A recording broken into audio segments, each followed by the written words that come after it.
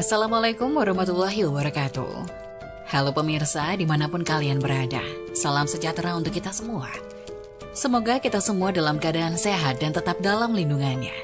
Kali ini saya akan membawakan cerita inspiratif dan menarik yang sayang untuk dilewatkan. Semoga kisah ini bisa memberikan manfaat dan pelajaran untuk kita semua.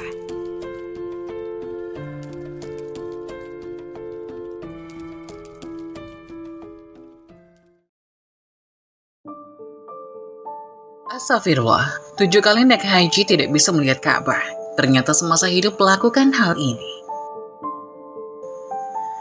Bismillahirrahmanirrahim.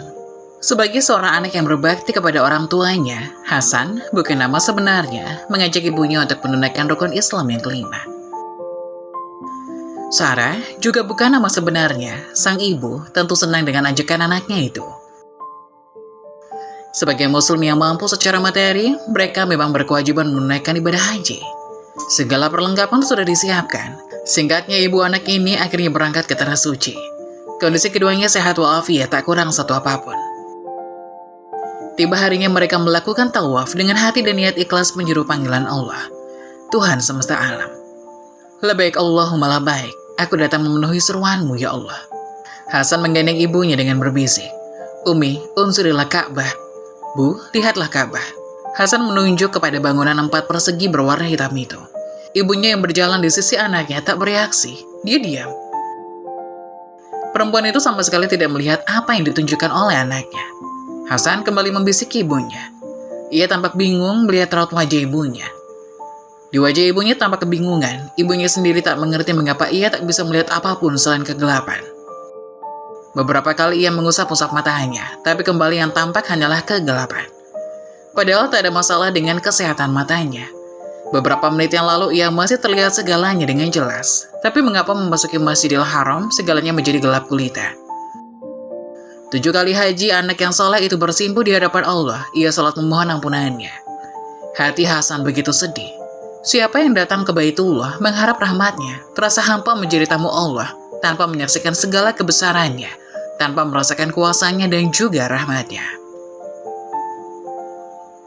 Hasan tidak berkecil hati, mungkin dengan ibadah dan tobatnya yang sungguh-sungguh, ibundanya akan dapat merasakan anugerahnya. Dengan menatap Ka'bah kelak, anak yang soleh itu berniat akan kembali membawa ibunya berhaji tahun depan. Ternyata nasib baik belum berpihak kepadanya.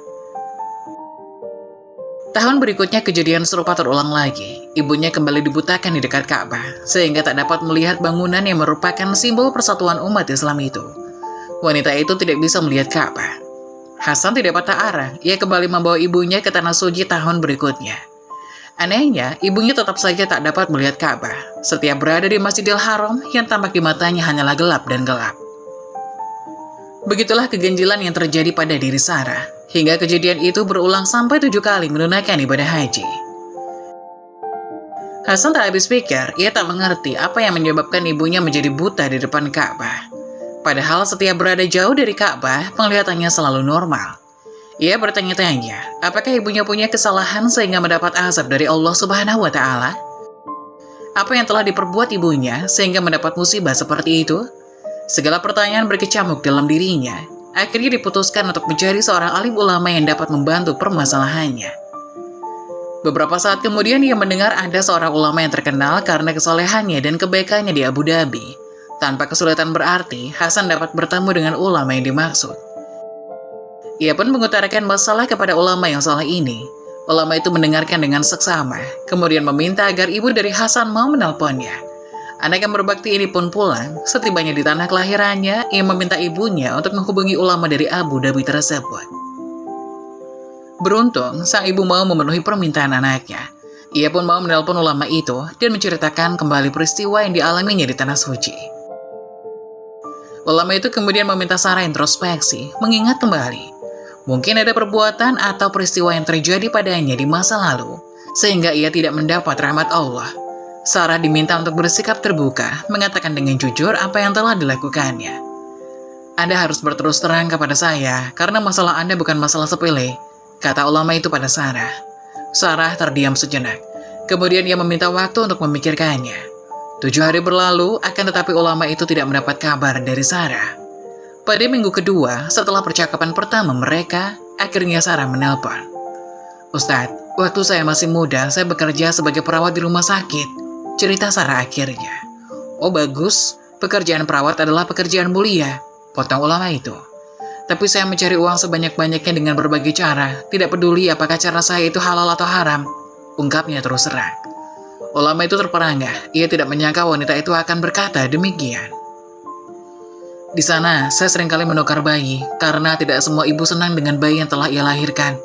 Kalau ada yang menginginkan anak laki-laki, padahal bayi yang dilahirkan perempuan, dengan imbalan uang saya tukar bayi-bayi itu sesuai dengan keinginan mereka." Ulama tersebut amat terkejut mendengar penjelasan Sarah. Astagfirullah, betapa tega wanita itu menyakiti hati para ibu yang diberi amanah Allah untuk melahirkan anak. Bayangkan berapa banyak keluarga yang telah dirusaknya, sehingga tidak jelas nasabnya. Apakah Sarah tidak tahu bahwa dalam Islam menjaga nasab atau keturunan sangat penting? Jika seorang bayi ditukar, tentu nasibnya menjadi tidak jelas. Padahal nasab ini sangat menentukan dalam pernikahan, terutama dalam masalah mahram atau muring, yaitu orang-orang yang tidak boleh dinikahi. "Cuma itu yang saya lakukan," ucap Sarah. "Cuma itu?" tanya ulama terperangah. "Tahukah Anda bahwa perbuatan Anda itu dosa yang luar biasa? Berapa banyak keluarga yang sudah Anda hancurkan?" ucap ulama itu dengan nada tinggi. "Lalu apalagi yang Anda kerjakan?" tanya ulama itu lagi sedikit kesal. "Di rumah sakit, saya juga melakukan tugas memandikan orang mati." "Oh bagus, itu juga pekerjaan mulia," kata ulama. "Iya, tapi saya memandikan orang mati karena ada kerjasama dengan tukang sihir." "Maksudnya?" tanya ulama tidak mengerti. "Setiap saya bermaksud menyengsarakan orang, baik membuatnya mati atau sakit, segala perkakas sihir itu sesuai dengan syaratnya harus dipendam di dalam tanah. Akan tetapi, saya tidak menguburnya di dalam tanah, melainkan saya masukkan benda-benda itu ke dalam mulut orang yang mati. Suatu kali pernah seorang alim meninggal dunia. Seperti biasa, saya memasukkan berbagai barang-barang tenung seperti jarum, benang, dan lain-lain ke dalam mulutnya. Entah mengapa, benda-benda itu seperti terpental tidak mau masuk. Walaupun saya sudah menekannya dalam-dalam, benda-benda itu selalu kembali keluar. Saya coba lagi begitu seterusnya berulang-ulang, akhirnya emosi saya memuncak. Saya masukkan benda itu dan saya jahit mulutnya, cuma itu dosa yang saya lakukan." Mendengar penuturan Sarah yang datar dan tanpa rasa dosa, ulama itu berteriak marah. "Cuma itu yang kamu lakukan? Masya Allah, saya tidak bisa bantu Anda, saya angkat tangan." Ulama itu amat sangat terkejut mengetahui perbuatan Sarah.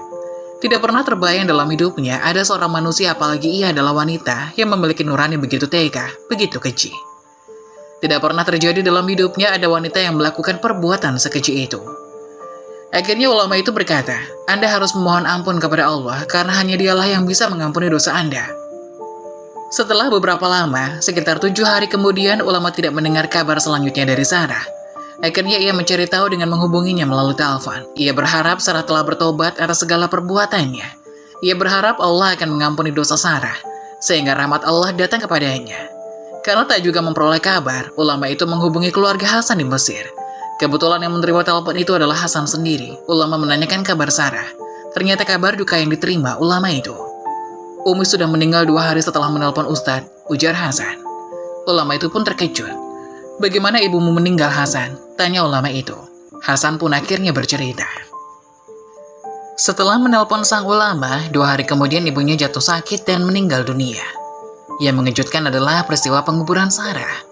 Ketika tanah sudah digali untuk kemudian dimasukkan jenazah atas izin Allah, tanah itu rapat kembali, tertutup dan mengeras. Para penggali mencari lokasi lain untuk digali, peristiwa itu berulang kembali. Tanah yang sudah digali kembali menyempit dan tertutup rapat. Peristiwa itu berlangsung begitu cepat, sehingga tak seorang pun pengantar jenazah yang menyadari bahwa tanah itu kembali rapat.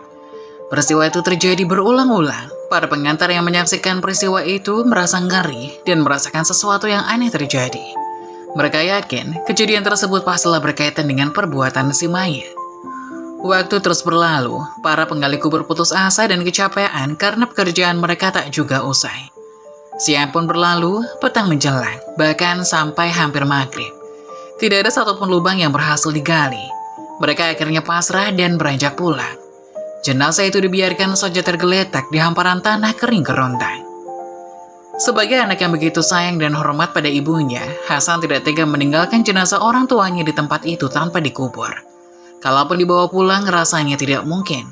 Hasan termenung di tanah perkuburan seorang diri. Dengan izin Allah, tiba-tiba berdiri seorang laki-laki yang berpakaian hitam panjang, seperti pakaian khusus orang Mesir. Lelaki itu tidak tampak wajahnya, karena terhalang tutup kepalanya yang menjorok ke depan. Laki-laki itu mendekati Hasan, kemudian berkata padanya, "Biar aku tangani jenazah ibumu, pulanglah," kata orang itu. Hasan lega mendengar bantuan orang tersebut. Ia berharap laki-laki itu akan menunggu jenazah ibunya. Syukur-syukur mau menggali lubang untuk kemudian mengebumikan ibunya. "Aku minta supaya kamu jangan menengok ke belakang sampai tiba di rumahmu," pesan lelaki itu. Hasan mengangguk, kemudian ia meninggalkan pemakaman. Belum sempat ia di luar lokasi pemakaman, terbesit keinginannya untuk mengetahui apa yang terjadi dengan jenazah ibunya.